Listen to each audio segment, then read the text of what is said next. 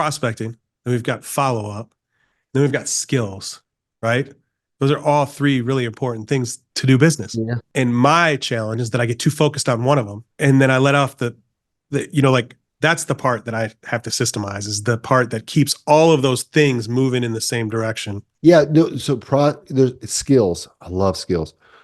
Man, I was watching something last night about um this world champion Rush. It was a Russian world champion, two-time gold medalist wrestler.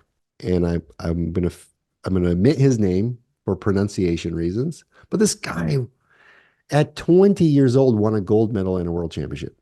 Okay, apparently every day he would wake up at 6 a.m. since he was 6 years old and wrestle before school and do workouts before school. I mean, this is part of the community.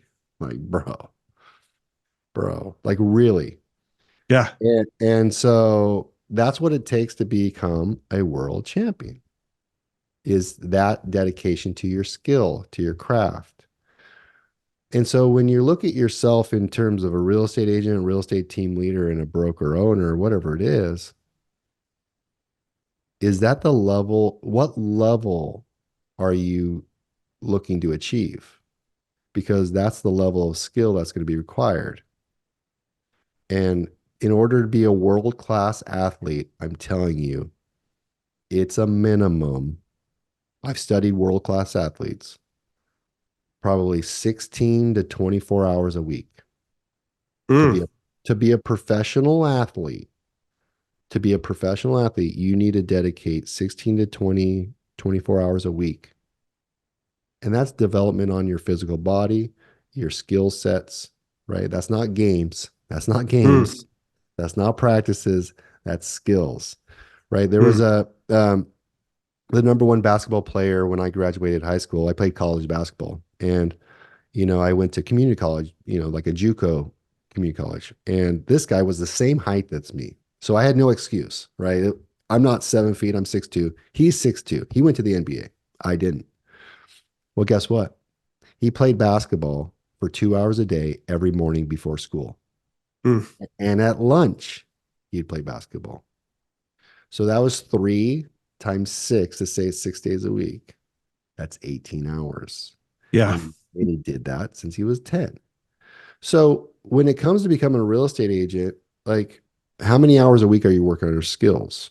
Have you read the contract? Have you even read the contract? Because I can tell you this, I have. Have you taught the contract? Right? Do Mm. you know what the listing agreement says? Can you explain every single word line by line by line by line? That's skills, man. That's depth to you, right? Not just the script. Now there's scripts and dialogues on the phone, but then there's this well of knowledge that has to reinforce that.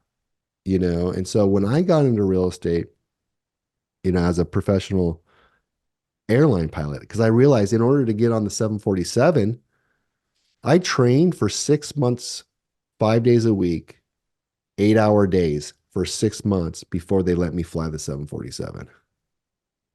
Well, that's professional pilot. Now, you can get your license, Bob. Do you want to become a private pilot someday? I don't know. Maybe. Are you a private pilot? I'm not.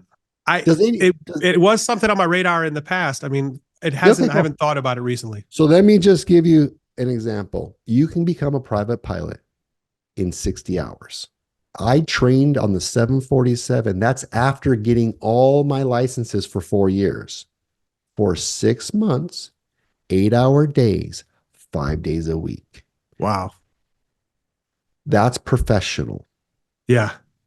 Doesn't that, knowing what the dedication you had to give to your craft, isn't that the same? The level of time and effort and focus on skill building that you've done, Bob, throughout your career compared to the person that took the the 7-Eleven 60-hour online course isn't the same, Mm-mm. Not even close. right? Like when I got into real estate, my goal was to be a professional real estate agent. When I started my team, I wanted to be a professional. And they thought because they had a license, they were a professional. No, no, no. pro versus amateur. It's like there's a book. I think Stephen Pressfield has a book about something along that, right? And so you got to be a pro. And like John Sheplick says, if you want to get paid like a pro athlete, you got to act like one.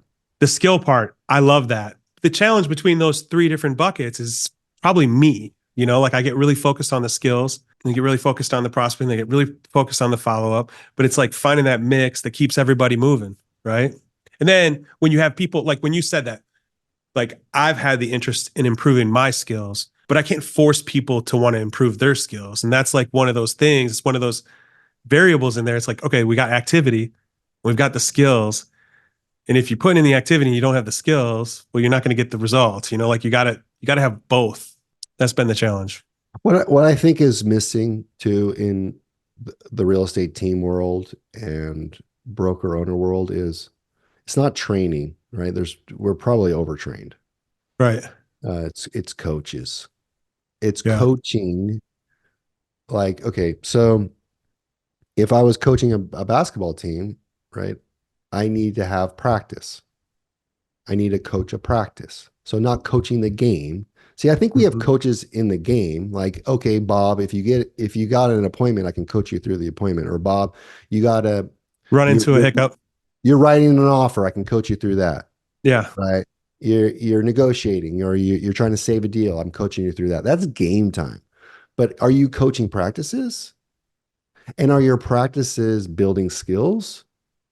Right? Like my daughter's 6 years old. She has a soccer practice, and I can tell, this practice, they're working on defense.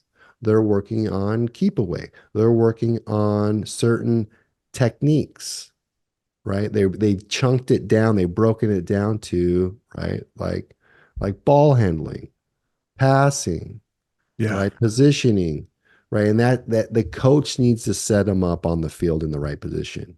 All right, Adeline, Ada, Catherine, you're over here. Okay, you guys are the yellow team. You're the blue team. And then we're going to run this drill. So I think coaching practices and drills. What's your drill for today? Mm. Like I have a team meeting um after this, Bob, and I've already sent out my agenda for today. And it's it's what questions to ask prior to the listing agent prior to making an offer. Mm. There are 10 questions. So I of the entire game, I'm breaking down one play. And so what's my team meeting today? I'm coaching one play. We're going to practice this one play. So I'm going to teach it, we're going to review it, and then we're going to go around and get some reps, right? And then I'm going to open it up and then go. So like I have intentions for every trainings that I do. Trainings. I'm the coach. Yeah. So now I'm like, okay, how am I going to get, okay, Susan's pretty good at that. So maybe I'll have Susan at some point stand up and give her take on it because I know she does it well and people look up to her. Right. And I know I got Marshall and he's brand new and he probably doesn't even know what some of these words mean on the form. Right. So Yeah. there's this like I gotta break down like words that people don't even understand the terminology on, bring him up to Susan's level, then let Susan be able to come in and mentor him. So as a coach, I'm working on I'm playing that a little bit. So I think, when I got into real estate teams 13 years ago or 12 years ago, it was more about being that coach. It was more about, you know, the analogies between sports teams and real estate teams. And at some point it became lead conversion, That's it and that's right it. there. That's my biggest takeaway from our conversation. I've had a bunch, but that's my biggest one is that I get too focused on lead generation and lead conversion. And the confidence comes from the skills of being a real estate agent. Like those skills, those contract skills, and those other skills build the confidence that backs up the rest, right? Like having that be part of, when we practice, it usually goes straight to scripting for getting more, leads and appointments. So Yeah, yeah. yeah, And so what really happens good. is you're like you're Really good. working you're the coach doing running a practice and you're working on a certain skill set, that's part of the process. So Yeah. I like to look at a process and I'll chunk it to the smallest part of the process. And I'm gonna go, okay, we're gonna really hammer that one today. Yeah. And then I'm gonna bring it back to lead conversion. I'm gonna go, okay, now let's bring it into the real world. How does this practicing the crossover or the back step or the pullback, how does that move translate to the real game? So let's imagine you're on the phone call and you're talking to this buyer and they're from out of town and they're moving here. Or let's put you in the house now. You're in the house. You've shown them two homes. You know, you ask them this question and it leads into calling the listing agent. Now you ask these questions. So like then you bring them into the real world on there. It's a Yeah. little Mr. Miyagi stuff. So It's because really good. as a team leader, as a coach, you're the one at the 50,000 foot view looking down Yeah. and you can see the holes in people's businesses. So I was working with someone yesterday and they have a listing agent. They have a cool new mentor. I helped him out with it. A mentor mentee listing agent versus non-listing agent model, right? Like to give a brand new agent a listing appointment and let them go solo is atrocious. Like Yeah. you should have some type of monitoring or mentorship. It doesn't have to be compensated. So, anyways, he has this agent. She's done 30 CMAs, zero listings. Mm. Mm, right? She doesn't know where she obviously doesn't know where she's falling short, right? So we spent 15 minutes diagnosing the process, trying to figure out where is the breakage there. Because there's Yeah. obviously a break in the process, wouldn't you say? Yeah. Well, we identified this. She was sending the CMAs over by email. That's it. We found Yeah. it. We found it. Right. So now we got to go back and get her to learn how to present the CMA in person and Yeah. run the numbers in front of the person. What do you think her conversion rate is going to be now? Emailing a CMA versus Better setting up than a zero.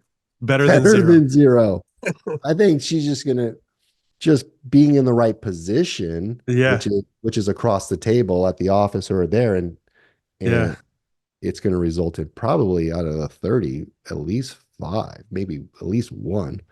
So Yeah. that's the stuff I love about running a team. That's what Man. running a team's like.